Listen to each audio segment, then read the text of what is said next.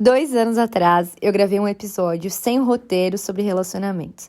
E o mais doido disso é que eu ouço ele hoje e, claro, eu me identifico com alguns argumentos ainda, a maioria deles, mas eu consigo notar o tanto que as experiências que eu vivi desde lá até então me fizeram mais madura quando esse é o assunto da vez.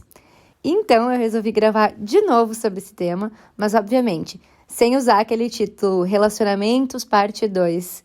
Até porque eu acho que se eu fosse mensurar quantas vezes aquele episódio já evoluiu, seria no mínimo Relacionamentos Parte 20. Eu sou Isabel Debatim, jornalista e apaixonada por compartilhar tudo que eu aprendi, e você está ouvindo o meu podcast Era a Coragem que Me Faltava, onde eu falo sobre coisas atuais ou não sobre meu ponto de vista. Bora lá então?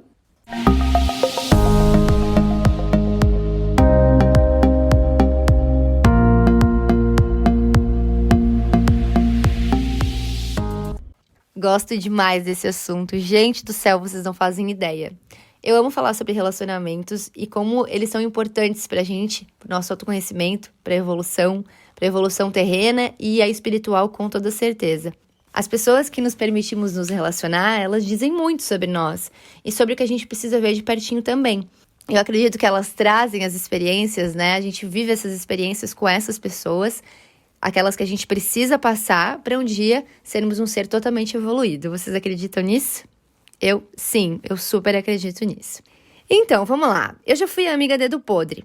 Vocês não fazem ideia do quanto. Eu já fui amiga que todas as amigas, mas todas mesmo, namoravam e eu não. E como que eu me sentia em relação a isso? Na época, péssima, obviamente. E o que eu fazia, então, para solucionar o que eu achava que era um problema? Eu corria atrás de outros problemas que também tinham problemas. Eu queria resolver todos os problemas do problema e os meus sempre ficavam para depois. E eu demorei muito para entender que as pessoas, elas nem sempre querem ser ajudadas. Por mais que a gente veja que elas precisam de ajuda, tem gente que realmente não quer ser ajudada e ponto final. E isso desgasta qualquer relação ou qualquer possível relação. Quando a gente se coloca no lugar de super-heroína ou de super-herói de alguém, automaticamente a gente vai deixando os nossos problemas serem resolvidos apenas pela felicidade que a gente sente em se dedicar a essa outra pessoa. Bom, eu não acho que essa seja uma forma errada de agir. Afinal de contas, eu também aprendi que certo e errado é só uma questão de ponto de vista. Mas eu acredito de verdade que essa forma de iniciar um relacionamento é totalmente ineficaz. E então a gente chegou no ponto que eu quero falar de amor próprio, porque eu acho que tem tudo a ver. Sim, tem tudo a ver a forma como a gente lida com o nosso amor próprio, com os relacionamentos que a gente atrai. Eu já ouvi muito, mas muito, as pessoas dizerem assim: ai, Bel, mas esse assunto aí, esse papo de amor próprio é muito chato. Entretanto, e felizmente, atualmente eu tenho ouvido muito mais pessoas dizendo que reconhecem a importância de a gente manter esse assunto em evidência todos os dias. E eu fico muito feliz por isso, porque é uma coisa que eu defendo demais. Quando a gente sabe o que a gente quer e o que realmente nos faz bem, e quando a gente se ama acima de tudo, e isso não é egoísmo, acho que fica mais fácil de a gente entender que existem situações em que a gente não se encaixa. Entretanto, se esse problema for solucionável, ok, a gente pode se inserir nesse contexto. Mas quando isso realmente faz mal pra gente mesmo, né, nos faz mal, e o amor próprio ele tá em evidência, a gente não se permite ficar emaranhado em algo que só desgasta os nossos relacionamentos ou nos desgasta emocionalmente. Resumindo, de forma prática, a gente não aceita migalha de pessoas que acham que oferecer migalha é o suficiente. Mas voltando às experiências, que são a base de tudo que eu vou falar aqui nesse episódio, eu passei por perrengues, mas perrengões grandes e também uns meia boca. Acontece que se eu me entrego, eu sou o tipo de pessoa que precisa sofrer muito para tudo ser resolvido e no tempo certo, para casos de desamor, né? E se eu precisar chorar por 2 meses seguidos, eu vou fazer isso e pronto, deu. Eu preciso sentir o sentimento do momento. E no vai e vem dos acontecimentos, eu sempre esquecia de olhar um ponto importante, que é claro, ninguém além de mim poderia fazer escolhas para a minha vida, só eu. Ao invés disso, eu procurava defeitos físicos principalmente, e de personalidade também. Eu encontrava adjetivos que na minha cabeça poderiam justificar aquele desamor que eu estava vivendo. Eu pensava constantemente, cara, qual é o meu problema? Eu demorei para perceber que, na verdade, a única coisa que me mantinha em relacionamentos rasos era eu mesma, que deixava de ser eu mesma. E isso não é um defeito. É só falta de olhar para dentro de mim e reconhecer os meus valores reais. E, obviamente, como consequência disso, eu não conseguia me sentir pertencente àquele ambiente e naquelas situações. E então foi uma sensação de dor e, ao mesmo tempo, de alívio, porque eu conseguia ver claramente como que eu me maltratei por tanto tempo, como eu fiz coisas que hoje eu olho para trás e penso, que maluca. E, em contrapartida, eu me senti plena por eu ter conseguido virar uma chavezinha na minha vida que me permitia seguir caminhos diferentes e bem mais livres do que aqueles que eu tinha percorrido até então. Foi aí que eu comecei a fazer escolhas de forma consciente e eu consegui distinguir. Isso aqui não é pra mim, mas eu tenho plena consciência de que, se eu escolher, eu sei qual vai ser o resultado. E eu reforço, eram escolhas conscientes. Aos poucos, eu fui me direcionando para situações às quais eu me sentia realmente confortável e não mais tentava forçar algo que realmente não me servia. O que me impedia de chegar nesse patamar sempre foi o medo de perder. Eu pensava que se eu me impusesse e se eu realmente dissesse não para certas coisas, eu ia perder aquele amor e eu ia deixar de ser convidada, por exemplo, para sair com tal pessoa, que para mim era uma lástima.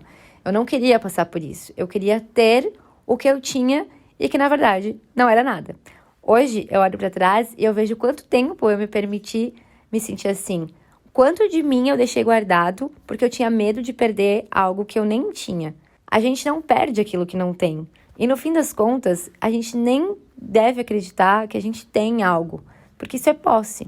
Eu trabalho com política há alguns anos e eu sempre ouvi muito as autoridades com quem eu lido, que possuem cargos, dizerem o seguinte: eu não sou o secretário, eu não sou o vereador, eu não sou o prefeito, eu não sou o presidente, eu estou o secretário, eu estou o vereador, estou o prefeito, ou seja lá qual cargo for. Sou estranho gramaticalmente, né? Parece que não combina, mas o conceito é muito claro e ele já está informando que ele não será aquilo para sempre, que ele está passando por um cargo, que ele está passando por uma fase. Ele está, mas ele não necessariamente é. Por mais que a gente almeja relacionamentos duradouros, não necessariamente esse vai ser o destino final, né? E o ter é um sentimento de posse que a gente não deveria cultivar, né? Porque ele pode nos tornar pessoas deploráveis. Enfim, a partir disso, tudo mudou, tudo mesmo. O amor próprio, ele tomou uma força imensurável na minha vida, porque eu sei, desde então, o que eu quero. E sei que é natural também ocorrer adaptações, desde que elas não interfiram naquilo que eu já sei o que é que eu quero. Eu costumo dizer para as minhas amigas, se você não sabe o que quer, pelo menos tenha plena certeza do que você não quer e não abra mão disso. Pode ser duro e pode parecer bem egoísta, mas com toda certeza, a partir do momento que você dá brecha para tal coisa que você não quer acontecer uma vez, daí para frente só para trás.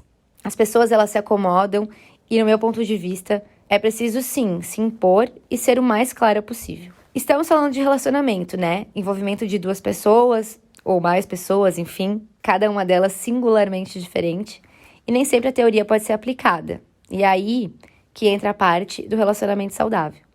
Conhecer um ao outro, ter empatia, paciência e ser coerente com aquilo que você acredita. Entender que para dar certo, ambos devem saber os limites um do outro e, claro, a hora de ceder. Mas mais importante que isso, a hora de conversar. Que eu vejo que é um sério problema nos relacionamentos de hoje. Ou, enfim, de muito tempo. Mas acho que a gente tem que cultivar cada vez mais, além da empatia, além da paciência, a comunicação.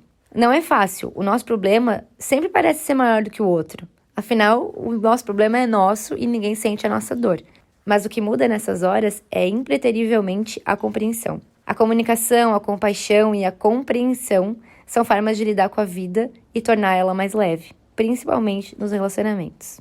Eu não quero aqui fantasiar uma história de princesa. Afinal de contas, até as princesas elas passam por perrengues nas histórias dela.